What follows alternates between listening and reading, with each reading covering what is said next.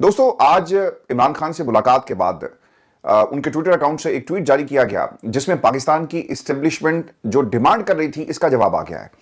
और पिछले 2 वर्षों में जब से खान साहब जेल में, हमने इस तरह अल्फाज का चुनाव नहीं देखा और द सिलेक्शन ऑफ वर्ड्स बहुत ज़्यादा सख्त थी और लबो लहजा कहीं भी आपको एक लम्हे के लिए ऐसा नहीं लगेगा कि वो डर गए या खामोशी से बैठे रहेंगे। आपने उनके ख़ानदान के लोगों को उठाया, उन पर मुकदमात कर दिए। उसका ये पहला रिएक्शन है जो बराह रास्त इमरान खान की मुलाकात के बाद इमरान खान की तरफ से दिया गया है। एक जिन्होंने पाकिस्तान की इस्टेब्लिशमेंट को पैगाम दिया, निज़ाम के अंदर लगाए गए जजेस क्या काम कर रहे हैं और फिर पाकिस्तान में ये जो ब्यूरोक्रेसी है इससे क्या काम लिया जा रहा है और पाकिस्तान के अंदर तहरीक इंसाफ के जो आने वाले दिन हैं वो तहरीक को कैसे चलाएंगे, ये भी उन्होंने लाएमल सामने रख दिया है। ज़िमनी इंतखाब के बाइकआउट की बात भी की है और फिर इसके साथ साथ जो मुख्तलिफ कायमा कमेटियां हैं उनसे भी इस्तीफ़ा देने का बाकायदा तौर पर हुक्म आ गया है। पहली चीज़ जो इमरान खान ने कही कि जब भी डिक्टेटरशिप आती है तो जजेस को साथ मिलाकर ही निज़ाम पर काबिज हुकूमतें हो जाती हैं। ये पाकिस्तान की इस्टेब्लिशमेंट ये काम करती है। इस वक्त बेज़मीर जजेस की वजह से पाकिस्तान में कानून की हुक्मरानी मुकम्मल तौर पर ख़त्म हो चुकी है। पाकिस्तान में इमरान खान के केस को किसी भी अदालत में मेरिट पर लगाया नहीं जाता। इसमें ज़ाती मंशा शामिल होती है, कब लगाना है, कितनी देर लगाए रखना है, टेक्निकल ग्राउंड्स के ऊपर क्या फैसला करना है। और फिर हमने इसकी सबसे बड़ी मिसाल 26वीं तरमीम के बाद सुप्रीम कोर्ट में एक और आईनी बेंच बनते हुए देखा जहां से आपने बड़ी बड़ी तनख्वाहें लोगों को दे दी, मराद दे दी, नई गाड़ियां दे दी, लेकिन अभी तक बताया जाता है कि 3 से 5 फैसले आए हैं और वो तमाम फैसले पाकिस्तान की इस्टेब्लिशमेंट को खुश करने के लिए थे या उनके मुताबिक या उनकी मंशा के मुताबिक ये फैसले लिए गए। पहला नतीजा आ गया है, ये जजेस कंट्रोल्ड हैं, ये निज़ाम पूरी तरह उनके कब्जे में है। ये तोशाखाना 2 केस की समाज चल रही थी, जज साहब ने कहा कि हम डे टू डे इसकी हियरिंग करेंगे और पता ही चल रहा है कि अब उसको भी पोस्टपोन कर दिया गया। फोन करके इमरान खान के वकला को बताया गया कि भाईजान आपने कल नहीं आना और समाअत गैर मुअय्यना मुद्दत के लिए इसे मुलतवी कर दिया गया है। दूसरी चीज़ जो खान साहब ने इस निज़ाम के हवाले से कही वही कहते हैं कि इन चोरों को हम पर मुसल्लत कर दिया गया जिनकी करप्शन और मनी लॉन्ड्रिंग के सबूत मुझे खुद ISI देती रही।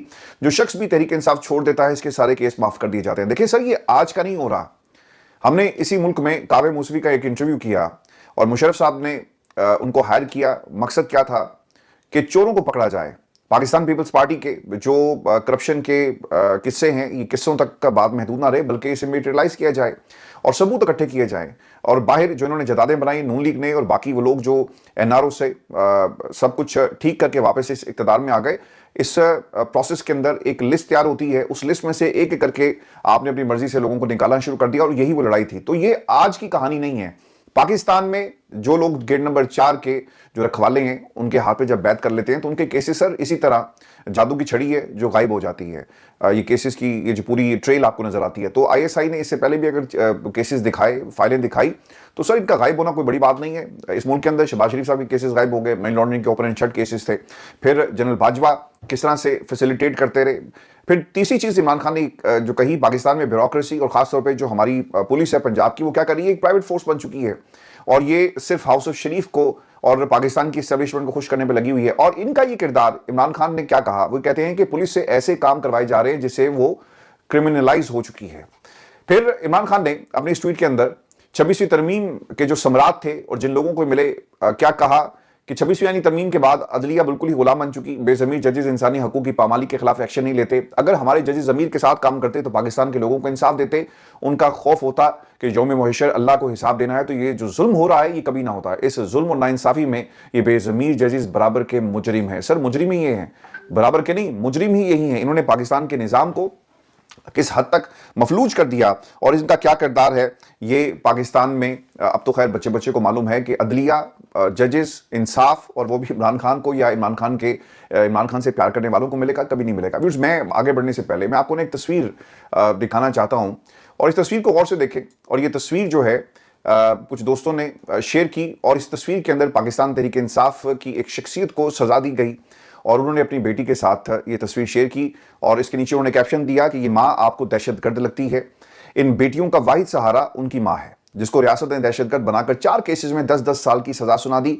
ऐसे जुल्म पर मबनी फैसले रियासती इंसाफ के निज़ाम के मुंह पर तमाचा है। पीटे रहनुमा फरखंदा कोकब का खुद को 4 केसेस में सुनाई जाने वाली सजाओं पर रद्द-ए-अमल। ये सर आप फरखंदा कोकब की बात कर रहे हैं। हमने जो आफिया सदीकी थी उसके केस के ऊपर हमने खामोशी, डिप्टी जो अटॉर्नी जनरल थे वो अदालत में गए, उन्होंने कहा जी कि हमने नहीं केस को उठाना। अदालत ने पूछा बताओ तो सही क्यों नहीं उठाना।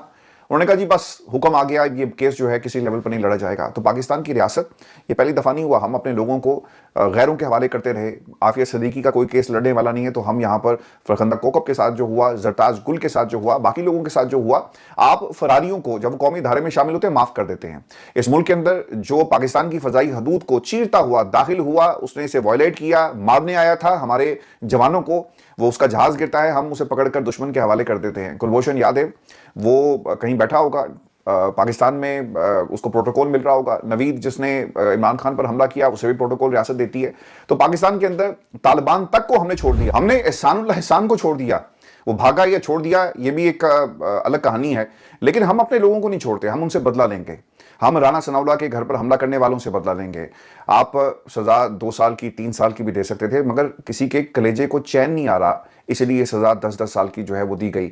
عمران خان نے یہ بھی کہا کہ میری رائے میں 9 مئی کے کیسز میں جھوٹے الزامات پر لوگوں کو یہ سزائیں دی گئی, سزاؤں کے ذریعے خالی کرائی گئی سیٹوں پر ضمنی انتخابات میں حصہ لینا ان جھوٹی سزاؤں کو جائز تسلیم کرنے سے مترادف ہوگا. صحیح ہے جی, بالکل. آپ نے الیکشن لڑا, پاکستان کی عوام نے آپ کو ووٹ دیا, آپ ان ایوانوں کے اندر اس ووٹ کی وجہ سے بیٹھے ہیں. اگر آپ کو سزا ہو گئی اور آپ نے اس سیٹ کے اوپر کسی اور کو کھڑا کر دیا, اور پھر اس سیٹ پر کھڑے ہونے والے کے ساتھ کیا ہوگا, ضمنی انتخاب, حکومت آپ کی, آپ جو مرضی نتائج چینج کریں, بنائیں, فارم 47 کا ایک اور سپلیمنٹ جو ہے وہ جاری کر دیں, it's entirely in your control.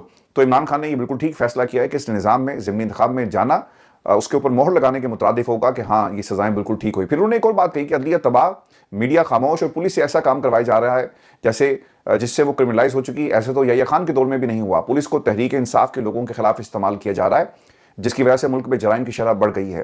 ملک میں بے روزگاری عروج پر ہے. SIFC سے معیشت ٹھیک نہیں ہوتی, بلکہ عوام کے اعتماد قانون کی حکمرانی سے ٹھیک ہوتی ہے.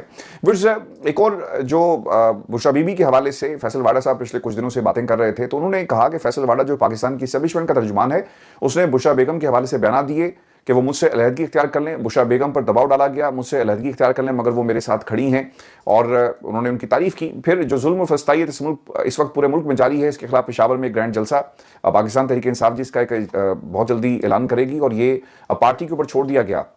دیکھیں جلسے بڑے ضروری ہیں ایسے ماحول میں, جب فسطائیت میں آپ کے لوگوں کو, فسطائیت کے اس دور کے اندر لوگوں کو پکڑ کر گرفتار کر کے اندر ڈال دیا گیا, جھوٹے مقدمات بنائے گئے. پھر جو کچھ یہ 9 مئی کے مقدمات میں رانا ثناء اللہ کے کیس میں ریسنٹلی ہوا ہے, اب آپ کو ایک تو تحریک چلانی ہے, اپنی پولیٹیکل پریزنس جو ہے وہ شو کروانی ہے, جلسوں سے شروع کریں, اور پھر آہستہ آہستہ آپ کو جو اس وقت سٹیک ہولڈرز ہیں اس نظام کے, ان کے اوپر پریشر بڑھانا پڑے گا. ادروائز پاکستان تحریک انصاف یہ ملاقاتوں کے پیچھے بھاگے گی کہ ایک دن ملاقات ہوتی ہے, 6 مہینے آپ کو انتظار کرنا پڑے گا, پھر آپ تگ و دو کریں گے. تو پاکستان تحریک انصاف جو ایز اے پارٹی ہے, اسے ان لائنز کے اوپر سوچنا ہے. خاندان کے لوگوں کی ملاقاتیں ہوں یا نہ ہوں, لیکن کم از کم تحریک انصاف کو اپنا جو پریشر ہے وہ اسی طرح بلڈ اپ کرتے رہنا چاہیے. لیکن آج کی اس ٹویٹ سے ایک چیز واضح ہوگی کہ آپ پچھلے کچھ دنوں سے جو معافی کا ایک بیانیہ بنا رہے تھے, تو بھائی معافی کوئی نہیں ہے, معافی جس نے مانگنی ہے وہ لوگ مانگے جنہوں نے CCTV فوٹیج غائب کی. تو یہ بڑا واضح پیغام عمران خان کی طرف سے جو ہے وہ دے دیا گیا.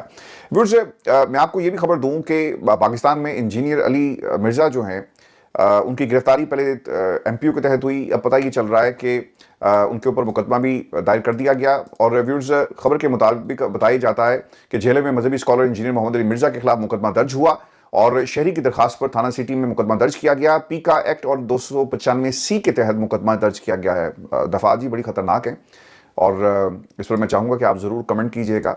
اور 295C جو ہے وہ محمد علی مرزا کے اوپر لگا دی گئی ہے. پھر ایک خبر یہ بھی ہے کہ فیصل امین گنڈا پور نے قومی اسمبلی کی 3 قائمہ کمیٹیوں کی رکنیت سے جی استعفیٰ دے دیا ہے, اور یہ اپنی نوعیت کا پہلا استعفیٰ ہے, اور بتایا یہ بھی جاتا ہے کہ اس کا سفیر بڑا ہوگا, اور یہ پنجاب اور باقی جہاں جہاں بھی پاکستان تحریک انصاف کمیٹیز کے اندر موجود ہے, اس استعفے کو یہ جو حکمت عملی ہے اس کو بڑھایا جائے گا.